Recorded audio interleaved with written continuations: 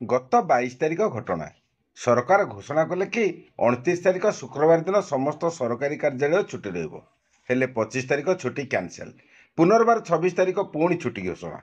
Office of the minister revenue and disaster management ତରଫରୁ private secretary to minister August 22 ତାରିଖ letter number 2750 ମାଧ୍ୟମରେ additional secretary to government revenue and disaster ମ୍ୟାନେଜମେଣ୍ଟକୁ ଜଣାଇଛନ୍ତି କି subject ରହିଛି declaration of state holiday on 29th August 2025 regarding. Sir, I am directed to enclose here with the request letter of PS to Honorable Minister, Health and Family Welfare, PA, E and EIT, Odisha and OSS cadre officers for favor of your information and necessary action. August 29 ତାରିଖକୁ ଛୁଟି ଘୋଷଣା କରାଗଲା। ଶୁକ୍ରବାର ଛୁଟି ଘୋଷଣା ଶୁଣିବା ପରେ ସରକାରୀ କର୍ମଚାରୀ ହୁଅନ୍ତୁ ବା ତାଙ୍କ ପରିବାର କିମ୍ବା ଛାତ୍ରଛାତ୍ରୀ ରାଜ୍ୟ ସରକାରଙ୍କ ନିକଟରେ କୃତଜ୍ଞତା ଜ୍ଞାପନ କରିଚାଲିଲେ। ପଶ୍ଚିମ ଓଡ଼ିଶାର ନୂଆଖାଇ ଏକ ଗଣପର୍ବ। ନିଜ ଅଞ୍ଚଳରେ ଥିବା ଲୋକ ହୁଅନ୍ତୁ ବା ବାହାର ଜିଲ୍ଲାରେ ବାହାର ରାଜ୍ୟରେ ଏପରିକି ପ୍ରବାସୀ ପଶ୍ଚିମ ଓଡ଼ିଶା ଲୋକମାନେ ନୂଆଖାଇ ପର୍ବ ପାଳନ କରିବା ପାଇଁ ଶହ ଶହ ହଜାର ହଜାର କିଲୋମିଟରରୁ ନିଜ ଜନ୍ମମାଟିକୁ ଚାଲି ଆସିଥାନ୍ତି। ନୂଆଖାଇ ଭେଟଘାଟ ହେବ। ନୂଆ ଚାଉଳରେ ଅନ୍ନ ରନ୍ଧା ଯାଇ ଇଷ୍ଟଦେବୀଙ୍କ ପାଖରେ ଭୋଗ ଲାଗି ହେବ। ନୂଆ ପୋଷାକ ପିନ୍ଧି ଶାଳପତ୍ରରେ ସେହି ଭୋଗକୁ ସାରା ପରିବାର ଏକାଠି ବସି ଖାଇବେ। ସେଥିପାଇଁ କାହିଁ କେତେ ଦିନ ପୂର୍ବରୁ ତାର ଆୟୋଜନ ହୋଇଥାଏ। ହେଲେ ନୂଆଖାଇ ପରଦିନ ସରକାରୀ ଛୁଟି ନଥିବାରୁ ସେହିଦିନ ସମସ୍ତ କାର୍ଯ୍ୟ ସରୁ ବା ନ ସରୁ ଚାକିରିଆମାନେ ନିଜ ପିଲାଛୁଆଙ୍କୁ ଧରି ସମସ୍ତଙ୍କ ଠାରୁ ବିଦାୟ ନେଇ କର୍ମକ୍ଷେତ୍ରକୁ ଫେରିଆସନ୍ତି। ସେଥିପାଇଁ ସେମାନଙ୍କ ମନ ସେତେଟା ଆନନ୍ଦରେ ବିଭୋର ହୁଏନି। ଏହିସବୁ ସମସ୍ୟାକୁ ଗ୍ରାଉଣ୍ଡ ଜିରୋରୁ ଜାଣିପାରିଛନ୍ତି ବର୍ତ୍ତମାନର ଲୋକପ୍ରିୟ ସରକାର, ଯେଉଁ ସରକାରଙ୍କର ଅନ୍ୟ ଏକ ନାମ ଲୋକଙ୍କ ସରକାର।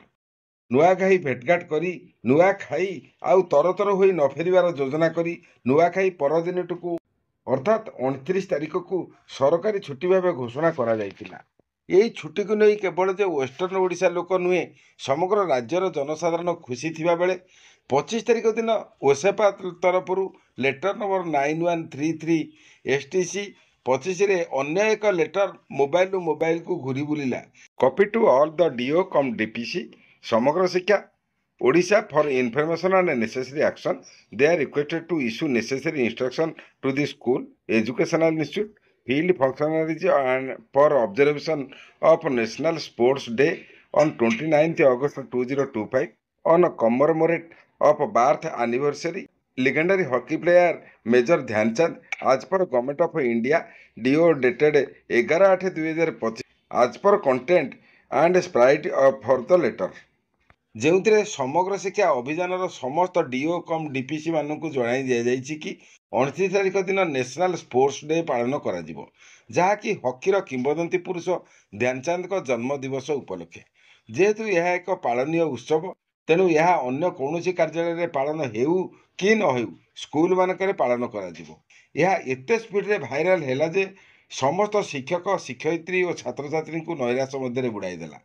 ଏହି ପ୍ରକାର ଦ୍ୱନ୍ଦ୍ୱକୁ ମୂଳୋତ୍ପାଟନ କରିବା ପାଇଁ ଡାଇରେକ୍ଟର ଅଫ୍ ଏଲିମେଣ୍ଟାରୀ ଏଜୁକେସନ ତରଫରୁ ଅଗଷ୍ଟ 26ରେ ଲେଟର ନମ୍ବର 15954 ମାଧ୍ୟମରେ ଅର୍ଡର କରାଯାଇଛି କି In pursuance to Government in Revenue and Disaster Management Department Notification number 32244 R and DM dated 26/8/2025 and letter number 24014 School and Mass Education dated 26/8/2025 of School and Mass Education Department Government of Odisha have been pleased to declare all school and offices remain closed on 29/8/2025 Friday on account of Nuakhai festival in the state।